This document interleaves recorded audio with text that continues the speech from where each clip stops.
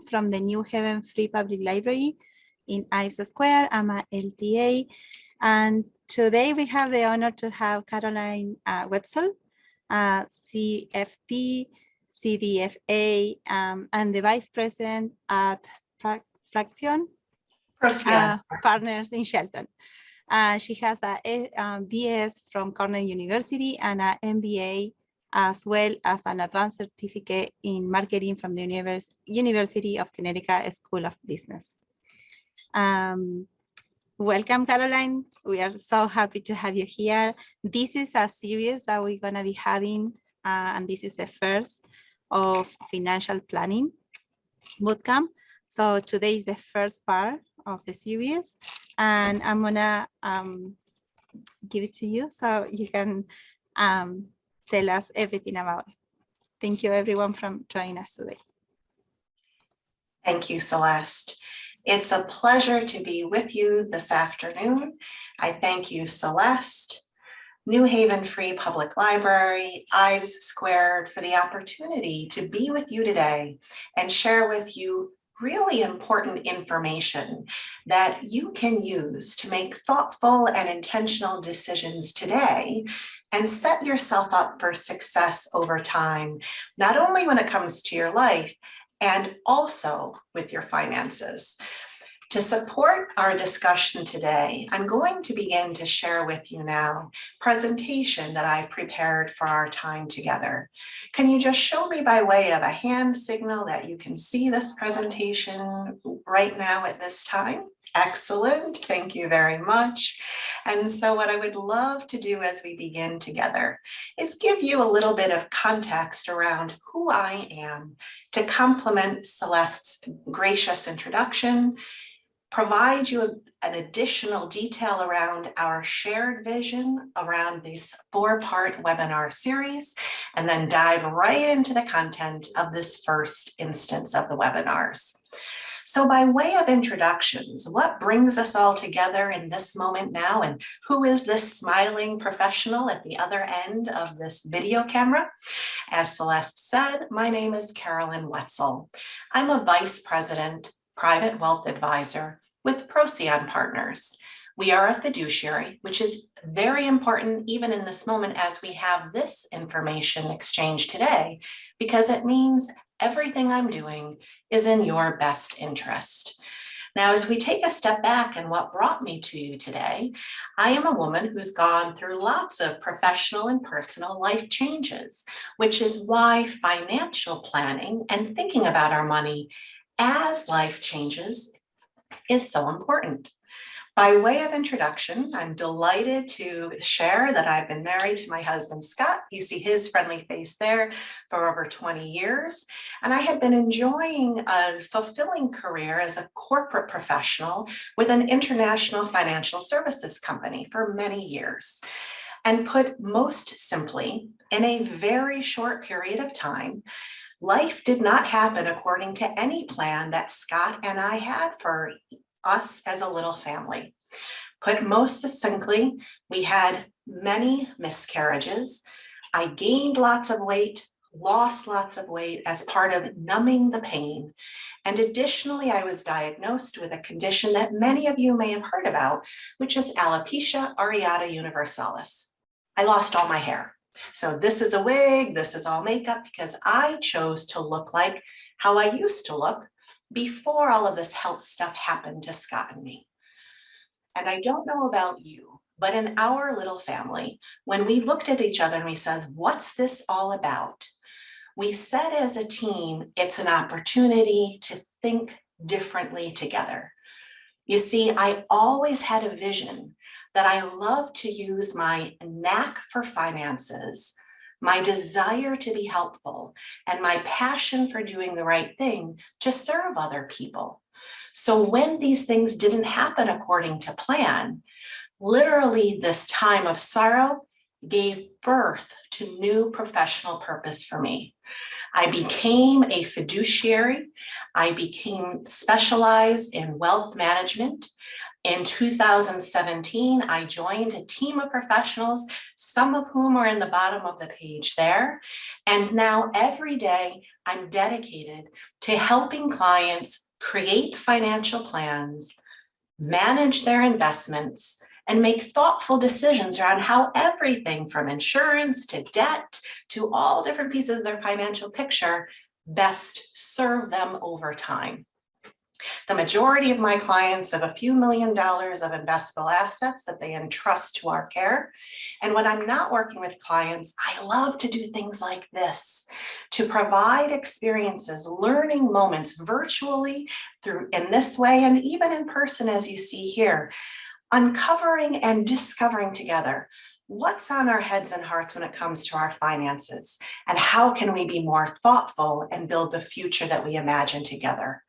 So it's with that great joy that I am now co-founder of the Women Owning Their Wealth Collaborative, delighted to share with Celeste, New Haven Public Library, I've Squared, and you this vision around how no matter what life presents you, in the same way we strive to take control over perhaps our physical health, we can also make thoughtful decisions around our financial health. And it's with that vision of financial health that this concept of a financial planning boot camp came about. You see, Celeste and I and New Haven Public Library and I've Squared said, how can we as a team make financial health real and real for as many people as possible? So what we've structured beginning with our time together today is a 4-part webinar series. Each one of these experiences offers you different and complementary information. Today's experience, we're going to focus on the fundamentals. In the same way we think of our body vitals, our blood pressure or our heart rate, what we're trying to do today is do the foundational personal financial considerations that any individual would find important to own their future, own their wealth today, and drive it over time. Next week, we'll focus on developing a financial fitness plan or going into the details of it more about structuring what a plan may look like for you. Beginning then on May 10th, we'll start with the 3rd part of our series, which focuses on investing, strengthening that financial fitness for the way forward through investing in you. And lastly, our last instance will be focusing on training today over time for a financially healthy retirement. So again, in summary, 4 different weeks, different complementary areas of focus that in aggregate, if you attend all 4, you will have a solid, comprehensive foundation that you can use and share with others around approaching your finances. And at any time, if you want more information about any of the above, reach out to me. I'm always eager to be helpful. With that context, let's get right into today's focus, assessing your financial vitals. So what are we going to do together as a team in the next 45 minutes or so? We're going to do 3 things. First, we're going to define financial health and well-being a little bit more clearly, because let's be honest, finances conjure up a whole bunch of emotions for each of us and a lot of different life experiences. And not very often do we necessarily combine health and finances. So we'll level set that and ensure we're on the same page around what we're talking about. Next, we'll review some common money mistakes that many people make. And after acknowledging what they entail, we'll then offer some strategies for preventing them. That way we can be thoughtful and deliberate if we anticipate those mistakes are going to happen, how we can mitigate them and prevent them from actually happening. And lastly, what we're going to do is I'm going to share with you both some tools and a few numbers that may be relevant and helpful so that you can assess where you are in this moment on your own financial health and well-being journey and how you can proceed forward with a level of confidence and clarity around where you're headed. In light of this agenda, then, let's go right into the detail. When we think about financial health and financial well-being, what comes to mind? Do you think of a particular number, Do you think of wearing particular clothes or enjoying specific vacations somewhere? Well, financial health and financial well-being, as I see it, has to do with having clarity around what you're doing with your money, comfort, and understanding the why behind why you're doing it. Excuse me, I'm getting choked up as I talked about it. Comfort and understanding the why about why okay. you're doing it. Thanks, Celeste. No worry. And thirdly, confidence that even in volatile times like what we're experiencing now, you are exerting control where you can to optimize your financial choices and make thoughtful decisions. Because at the end of the day, there are things we can control and those we cannot. So said differently, financial health and well-being, you can see laid out here on this next page. And admittedly, I lifted these 4 dimensions of financial well-being from the Consumer Financial Protection Bureau. This is a part of the government that exists to protect all of us, consumers, from different financial institutions and potentially bad things. So when we think about financial well-being, to complement that clarity, that comfort, and that confidence that Caroline offers you, think of financial well-being firstly over having control, as you see on the left-hand side of the page, knowing what's happening on a day-to-day basis and on a monthly basis when it comes to your money. Having that visibility, that clarity. Second, having the capacity to absorb a financial shock. It happens to all of us, and it will continue happening to all of us. Life will not happen according to plan. That trusty vehicle will need immediate emergency servicing at some point. That refrigerator that was so terrific, now I just learned this past weekend ourselves, will need to be fixed or replaced. There will be different financial shocks that interrupt our regular routine and our capacity to both acknowledge them and address them and absorb them is the second dimension of financial well-being. The third one has to do with being on track to meet your goals. The vision here is that you are thinking beyond today's budget. Since you have the financial foundational pieces in place, you're able to literally and figuratively keep your head up and think, what's next for me? What is it that I want to do with my future? And what is it that I'm striving to experience, to realize, to enjoy, whether it's independently or with loved ones? And this third component of financial well-being says you are able to identify it, you're able to measure it, and be on track to actually realize it. And the fourth dimension of financial well-being says, given I have the foundation in place, I have the capacity to absorb that shock, I have a vision and a track for my way forward, I get to the point of delight. I have the financial freedom to make choices every day, whenever and however I want, around how I'm choosing to make the most of the lifestyle that I want. And this is why financial well-being is so essential. It's not about the number of digits you have in your bank account. It's not about where you live. It's not about the clothes you wear or the people you hang out with. It's around understanding that clarity of what you're doing with your money, the comfort in how you're doing it and the why, and the confidence that as life doesn't happen according to any plan, you have your priorities in place and you can navigate it with confidence. So as a result of this financial well-being, as you'll see at the bottom of the page, people with the same income, comparable financial experiences, or similar education can experience very different levels of financial well-being because of their ability to navigate these 4 dimensions of financial well-being. So with that context, I'm going to pause and take a sip of my water and just pulse check. Any questions here so far around what we're talking about? This is more than dollars and cents. This is around understanding your why and the power that you have with regard to making decisions around your money. Any questions around financial well-being? All right, seeing none, we will press on together. So now that we've level set what we're talking about, how can we best set ourselves up for success? And here's where I'm getting to our second agenda item.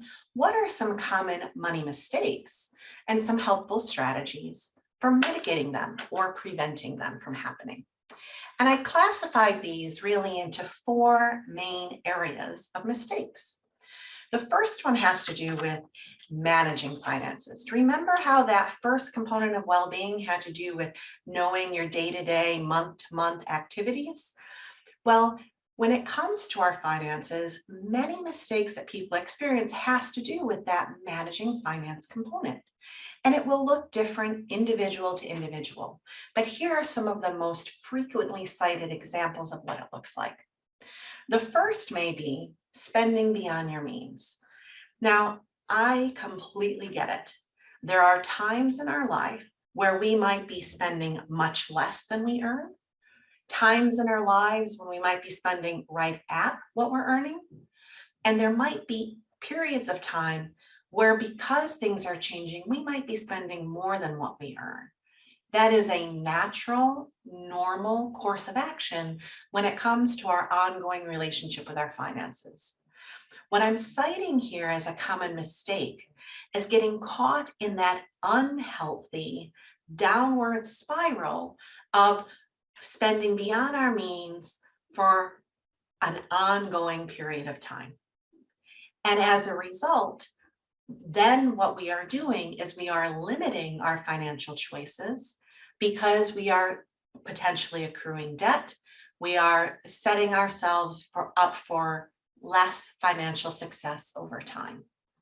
So when we're talking about spending beyond our means, what we're continuously doing is we're saying we need to know how much income is coming in, what is it dependent on, when might it be subject to change, and how are we then using that income in different ways on an ongoing basis. The second way of managing finances looks a little different.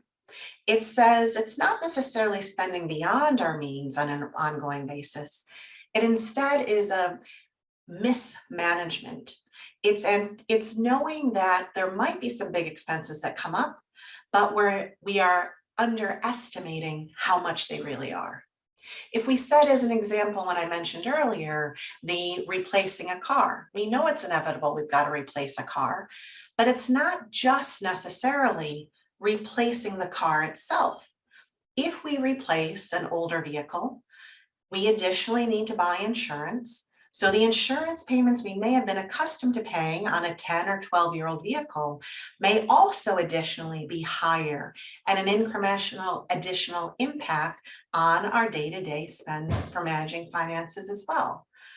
And oh, by the way, depending upon what type of vehicle you buy in today's inflationary environment, the gasoline that you are fueling that vehicle might have a different price point in comparison to that older vehicle that might have had a smaller gasoline tank that you are fueling all the time.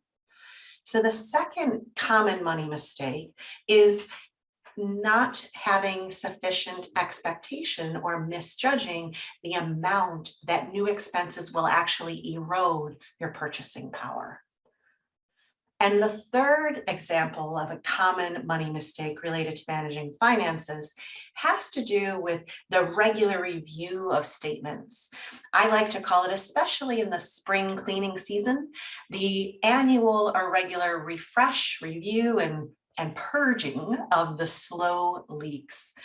So many of you may have done what even I and my husband and I did during the last 24 plus months, moving to different subscription services. Maybe there were different streaming services, different ways that we enjoyed some of our income. Since we weren't taking vacations, we weren't going out and doing it in other ways, we introduced new regular activities. If we aren't taking the time out to regularly look at what are we spending our money on, and does it continue to make sense for us, we are missing the opportunity for those incremental additional savings. Said differently, we're still paying for things that we may no longer need.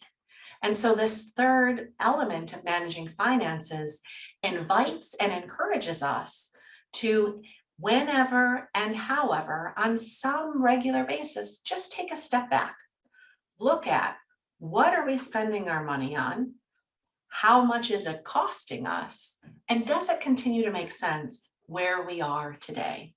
And you can do this as regularly as seasonally, doing that spring cleaning example, or in some cases, what I encourage people to do is on a monthly basis, take a little time out and look at your monthly credit card statements and bank statements and just see, how is it all adding up? And how can we continue to set ourselves up for success? In light of this first dimension of managing finances, key and fundamental to everything we're talking about here has to do with cash flows, has to do with budgeting. And so when we think about here, what is a helpful strategy for managing this money mistake? It's having some kind of view and vision around what your personal budget is. What your personal budget is effectively a reflection. Income coming into your possession, expenses going out. How are you using the cash flows that are coming into your care? And the more clarity you have around that, the better positioned you are to either continue it because it works and it serves you, or just fine tune it a bit and make some changes. Some people ask me, oh, Caroline, do I have to do one of those complicated spreadsheets, or do I have to do an app online? There is no perfect solution for every individual. The right solution for you is a budget that you regularly use to ensure that you spend within your means, to ensure that you are able to anticipate and plan for new and different expenses. The type of budget that enables you to look at your flows and say, is it time maybe to cancel that particular streaming service or subscription or regular plan? So it may be as simple as just looking at your income and expenses on a monthly basis, and it can be as complicated as you would like it to be to better support you in making thoughtful decisions. And I'll give you a little bit more detail around that shortly. So to summarize, the first category of common money mistakes, when we think of it in the realm of financial well-being, has to do with those managing of the day-to-day finances, everything from our actual spend to our anticipation of spend, to the ongoing review, maintenance, and cleaning out of spend so that we're being most effective and efficient with our money. Given that first component of common money mistakes, what's the second? The second is managing and mitigating financial setbacks. Remember that second component of financial well-being, which is that ability to absorb a shock if it happens? We know they're going to happen. So how do we manage for them in advance of them happening? The first component, or the example of what this looks like, might include not having enough emergency savings or emergency funds available. Now, this will look different individual to individual, but in general, I recommend that every individual, every working professional, every adult have between 3 and 6 months of your day-to-day expenses in some kind of account that's readily accessible. This may be your savings account. This may be your checking account. This may be in an account where you buy into a money market fund or a CD that you can move out of. The point is that when things like, as I mentioned earlier, your refrigerator breaks or your car needs that additional repair that you hadn't planned for, you have the ability to tap into some cash if you need to help cover that temporary setback. And even in this moment, if you don't necessarily have all 3 to 6 months available, no problem. What I invite and encourage you to do is first know how much do you have? And then secondly, invite and challenge yourself to begin to build that up incrementally, week by week, month by month, as part of managing your finances. That first element, you're watching your cash flows and your budget. So the first element of mitigating financial setbacks is anticipate and know that you need to have an emergency savings account or emergency funds. In general, the rule of thumb is 3 to 6 months of savings. And some people will say of expenses, and some people say to me, hey, Carolyn, how do I determine which amount? Is it 3 months? Is it 6 months? I'd say there are a couple of factors to keep in mind. First, who are you financially responsible for? Is it only you? Or do you have either children, a partner, or an aging parent that are part of that emergency savings you might need to be helpful with? If it's more than just you, more months may be needed. Second, is your financial success connected to and supported by the income from anyone else? So for example, 2 individuals who are part of a relationship where you share finances, if both of you have regular streams of income, perhaps fewer months collectively together are needed because you have a regular stream of income together. You may have 3 months, your partner may have 3 months, so collectively as a team, you may have 6 months, rather than you having 6 months, your partner having 6 months, and together you having a year. So there are some variables to consider when determining how much emergency funds are necessary. The key takeaway is that you have them and that there is a little bit more there than just the immediate need. To complement this first example, another common example has to do with an inconsistent debt management strategy or payoff plan. Now, I am a fiduciary who does not view debt as a nasty 4-letter word. It's not. It is a strategic tool that, used correctly, open up your financial choices rather than limiting them. It is through debt, for instance, and the careful taking on of debt, that education is possible through student loans. It is the careful identification and assumption of debt that makes things like mortgages and purchasing our homes possible. What I'm talking about here is taking on debt that we don't have an understanding of either how much we're taking on, what the interest rate we're paying on it entails, and a systematic way of getting rid of it is in place. Because it's the getting rid of the debt over time that is important to have in place. So important here to keep in mind, debt is a strategic tool in your toolkit of financial management options. But what's important to consider is to know how much you're taking on, what the interest rate is, and having a payoff plan for reducing it down to 0. And as a general side note, one thing I do strongly recommend is paying off your credit card bills monthly, because what you're doing is firstly avoiding what is often the case, which is very high interest rates associated with credit cards. And additionally, you are increasing your credit worthiness over time. You see, your credit rating is calculated based on many different variables, including, first, how much credit is available to you. Second, what portion of that available credit you actually use. And third, how much of it you pay off and with what regularity over time. So that's why part of the debt management strategy, when using credit cards, I strongly encourage paying them off each month, because not only are you following a debt management strategy and payoff plan that's consistent, but you're continuing to build up your credit worthiness over time. And lastly, in terms of mitigating financial setbacks, Here is something that I often find with many people.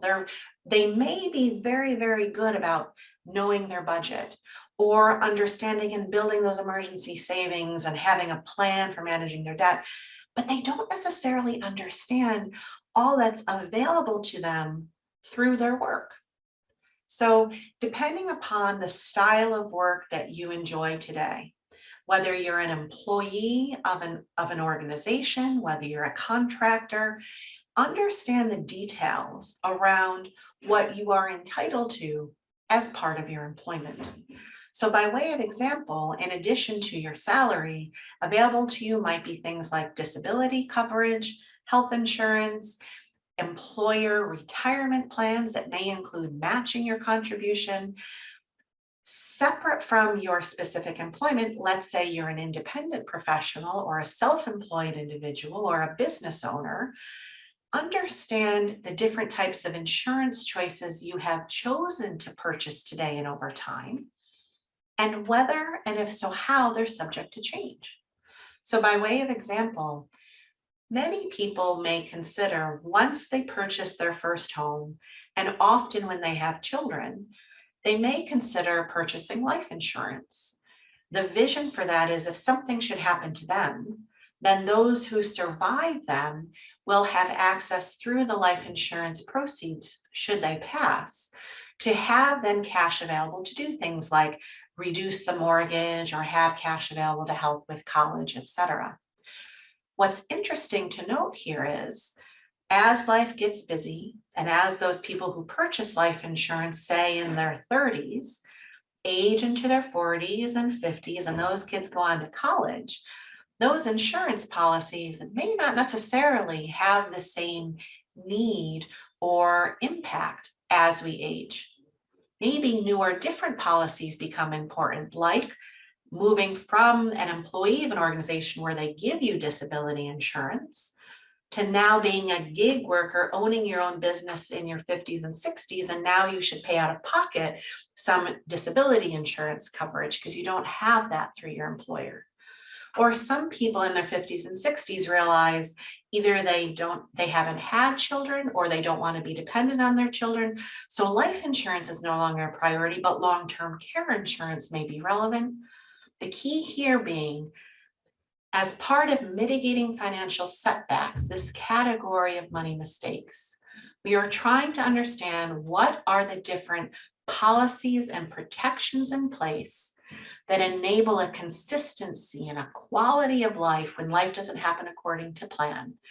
We want to know if we are employed by an organization or have professional benefits, what they include. And even if we're not employed by an organization, we want to know the role that insurance plays in our financial picture and strategically use insurance to best protect us when life doesn't happen according to plan. So what is the helpful strategy that kind of brings all of this together in terms of mitigating financial setbacks?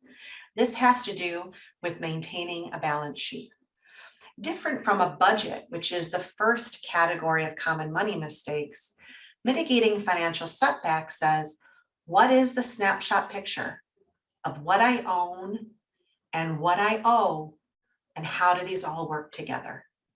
And so a balance sheet gives you that snapshot view of all of it and enables you to be able to track and understand how much do you have in that emergency fund, how are you managing those debts over time, and what are the other additional benefits you have available to you to protect you when life doesn't happen according to plan. I'm going to pause for another sip of water as we continue through money mistakes. The third category of money mistakes has to do with staying on track. Now, you may recall that the third element of financial well-being had to do with tracking goals and being able to have goals and thinking beyond today's budget. So when we talk about common money mistakes, they have to do with staying on track. What do they look like? The first is the short-term outlook. And this is what I find so many accomplished professionals having. You are so cued into today's needs. I've got my income and expenses covered, Carolyn. I have some investments already set up. Things are doing okay. That's great. And I'm happy that they are. What I need you to realize is on average, men are living until they're 82. Women on average are living until they're 86, which means that the majority of us here on today's experience are very likely to live till that age or even into our 90s. And what we are now experiencing and anticipating is the largest group of centurions, people in their hundreds, than ever before. So even if today is in great shape, we need you to be thinking beyond today and aware of your different choices of how you're managing today's finances so that you are able to continue to enjoy a sustainable lifestyle in your 70s, 80s, and 90s as well.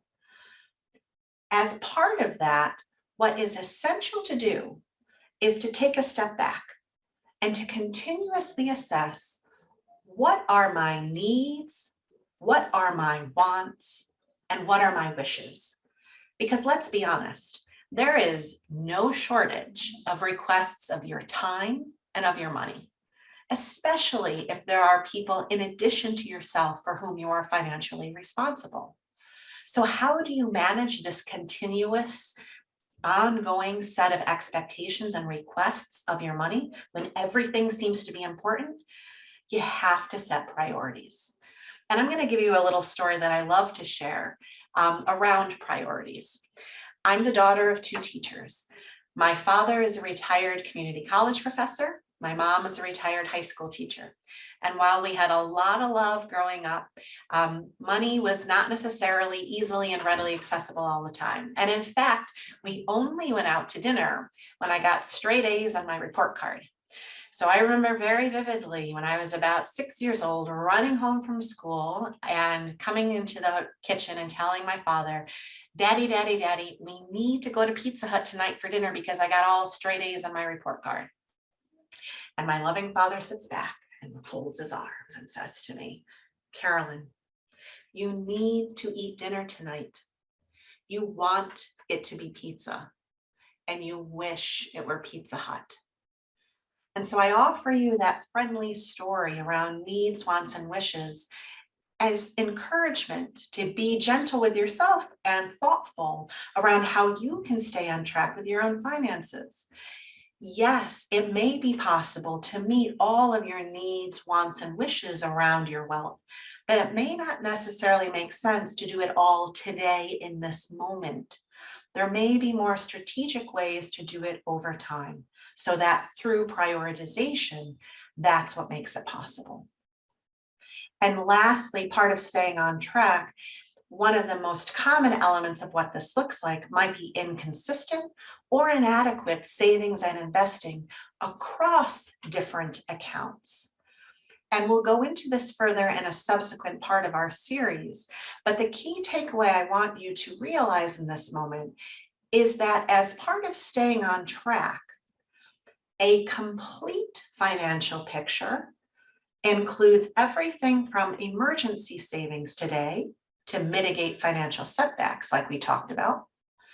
It includes tax-deferred savings and investing. Think of things like retirement plans, health savings accounts, 529 plans, and also investment accounts. And it's across those different types of savings and investing that you are best setting yourself up for success so that you can move beyond today's budget and experience joy and staying on track into our 90s, as we anticipate we will. And so as we try to manage these mistakes, as we try to think beyond the short term, as we try to juggle those priorities and remember that story I offer you, and as we try to introduce regular savings and regular investing, what is the strategy for doing it? What is the technique for doing it? It has to do with creating a financial plan. And we'll talk a little bit more about this and a lot more about it in next week's session.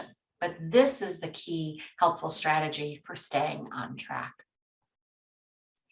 The last area of common money mistakes is potentially something that's a little harder to do for many people. And it has to do with making decisions. Remember that fourth component of financial well-being, the enjoyment of our wealth, the idea that we have financial freedom? How do we get to that level of delight, dare I say, when it comes to our money? We get there when the foundational pieces are met.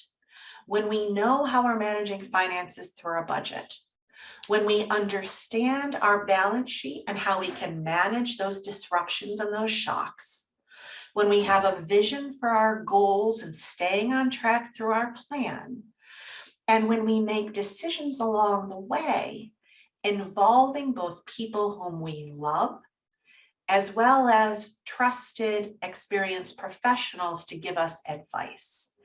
So what does a mistake around making decisions look like? An example may be just avoiding money talks altogether. So there are many, many families where there might be a division of roles and responsibilities, either specifically articulated or understood. One partner might be in charge of the grocery list, of the monthly spend, of the paying off the credit card bills, and the other partner thinks about the investments, talks with the financial advisor. Both activities are covered because different partners do things, but the partners aren't necessarily talking with each other around how it's going, where the risks are, how it might be able to be improved. So this first element is, it's great that your money is being managed, but you need to be talking about the management, understanding the who is doing what and how it's working, so that you both are informed and aware. If something should happen to one of you, the other one is covered. And let's say you are an independent individual, understanding all of these components. Even if that's the case, it may be helpful and important to have a money talk with a trusted fiduciary financial professional who works in finance, with a CPA or an accountant, or with a trust and estate attorney to make sure your estate plans are all structured the way that you wish. Key thing here is, a mistake that happens is people do that proverbial head in the sand. I don't want to talk about it, I'll just do it. But you need to talk about it to understand what's happening, why it's happening, and how you can continuously improve it. Second area of making decisions that's a common mistake is having outdated or incomplete beneficiary designation or estate plans. Whenever you work for an employer and open up a 401k or a 403b, or let's say you are a self-employed professional or a business owner and you open up a traditional IRA or a SEP IRA or a solo 401k or a Roth IRA, you are required to identify the individual who, upon your passing, comes into ownership of that asset or that investment. And many times in life, whether it's divorce or death or changing your mind, the individual that you first identify, say in your 20s when you first worked for that employer and first opened that plan, that may change by the time you're in your 30s or 40s or 50s. Or maybe as you're first starting out as an independent professional, you may not have things set up like a will, a healthcare proxy, or a power of attorney. But what's essential is, as your life continues to develop and progress, that you talk with a trust and estate attorney and have in place the legal structures so that when things may not happen or may happen not according to plan, like you lose your mental faculties or you have other kind of health conditions requiring you to authorize someone else to make decisions on your behalf, you have the infrastructure to make that happen seamlessly. The last way that this might manifest itself in terms of making decisions and it being a mistake, maybe delaying important decisions. It's just like anything in life, procrastinating, or, oh, we'll refresh that will later, or, oh, I'll update those beneficiaries next week. We all have heard these stories that are very true, whereby somebody knows she needs to update her estate plans, and all of a sudden she loses her life partner. And now she's not only grieving with the loss of her life partner, but now she's on the scavenger hunt of her life, trying to figure out what her partner was doing on her behalf with the finances. And she's trying to find what's happening with the estate plans. Delay is not serving you. Attention today is. So how do we manage making decisions, that delay of decisions, the intentional conversations around money? We strategically engage trusted partners. We tell the people who are important to us, who are part of our financial day-to-day decisions, who might be beneficiaries of our accounts.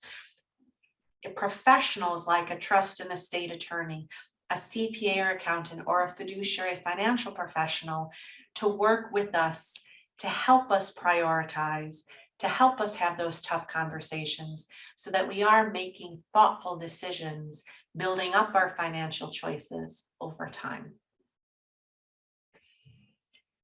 As we then move from making the common money mistakes and identifying the strategies to action, I want to highlight a key thing, that when it comes to personal financial planning, the whole title of this bootcamp is personal financial planning.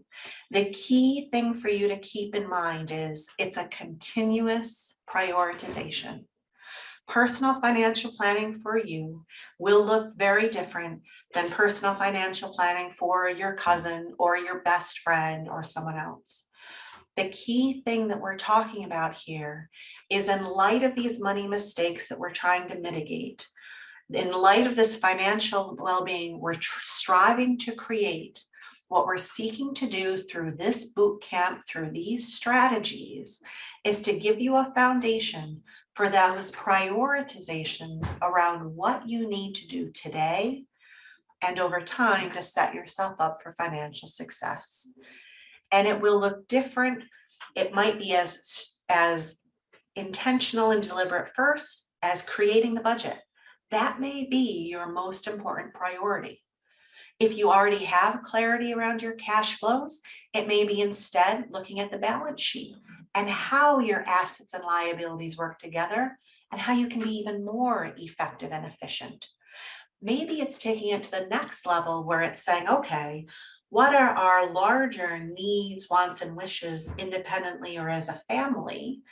And how will we coordinate things like our investments and our insurance to make it happen?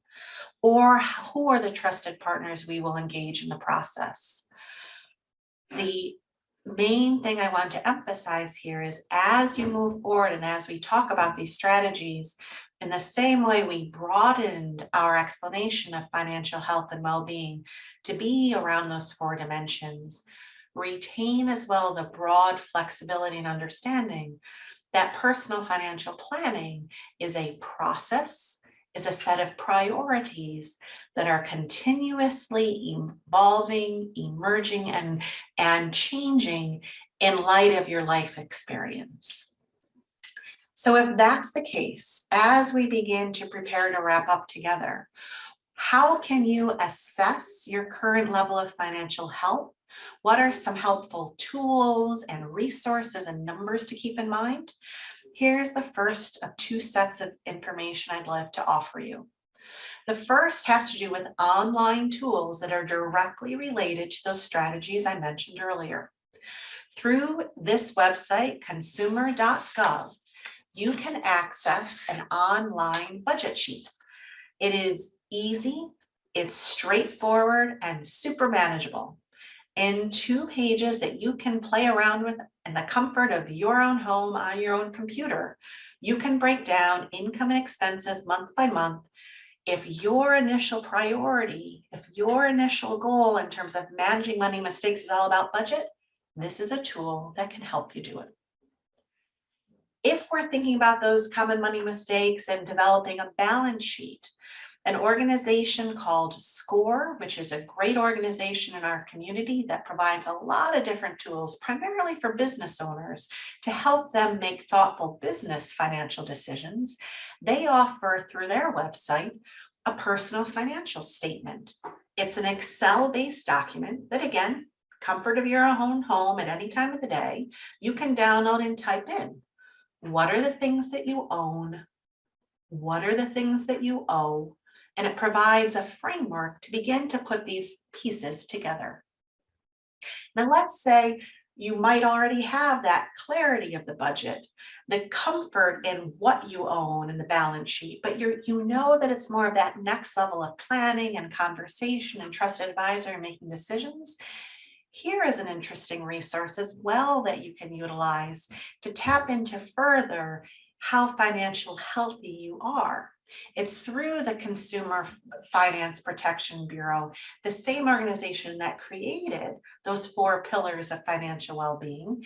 And if you go to this website, they have a very simple 10-question quiz that you take that offers questions around how you make decisions today and how comfortable you are with things, and provide constructive feedback around how you might be able to up those numbers or increase that level of financial health and wellness.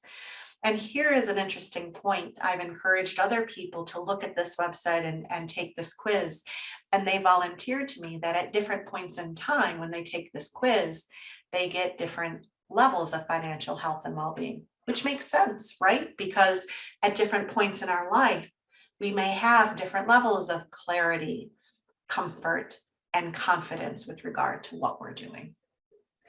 To complement these online tools that are available to you, here are some questions and a couple more numbers again that I recommend you keep in mind. First, for whom am I financially responsible today? And how will this change over time? That will drive a lot of our budgeting decisions, a lot of our balance sheet decisions, a lot of our financial planning decisions. If we're parents, that we will have children that we're responsible for today, maybe until they graduate high school. Maybe that will look different for a few years after high school. Maybe you have different expectations around once they go to college. For many people who are in the sandwich generation with both aging parents as well as aging siblings and as well as children or nieces and nephews, different loved ones may be important to your financial spend at different life stages. But understanding who are they, what are the expectations that I have of them and for them, and when and how will this change? What are my sources of income and when will this change and how much? And here's another interesting number just in your back pocket. These are general numbers that will vary person to person.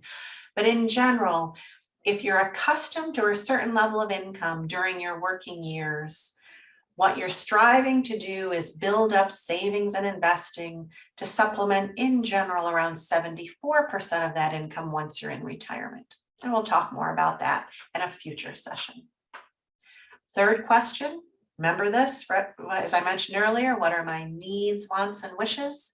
And how am I growing and using those different type of accounts? Emergency reserves, 3 to 6 months, tax favored accounts, retirement, flexible spending, health spending, college funding, and investment accounts. How am I using each of them to best set up my choices? What are the policies and plans to protect my wishes, whether it's the investment strategy within and across all my accounts, insurance decisions and the estate plans and trusts where they're applicable? And lastly, who are the people that I trust? And I often cite the trifecta: your fiduciary financial professional, your CPA or tax preparer, and your trust or estate attorney, who collectively as a team can provide you inputs. And as we begin then to be summarized together, because I acknowledge our time together is wrapping up, what are our key takeaways from this first of the 4-part series of our financial bootcamp? Together, we have defined financial well-being. We also have reviewed those common money mistakes and strategies for preventing them. And I've shared with you both online resources as well as some questions to consider and numbers along the way so that you can assess your current level of financial health and build it over time. I would invite you to join Celeste and me and I've Squared in New Haven Public Library again next week, where we will enhance this information with additional focus on building your financial fitness plan. And as you can see, we have future sessions, like I mentioned earlier, about investing as well as retirement planning.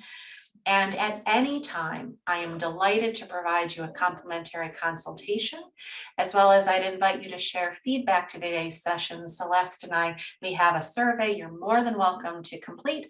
Help us help you and provide you additional information. So with that, I'd love to say thank you again for this opportunity to share this information with you and hand it back over to Celeste for closing. Thank you so much, Caroline. And I want to thank you and thank you everyone for joining us today.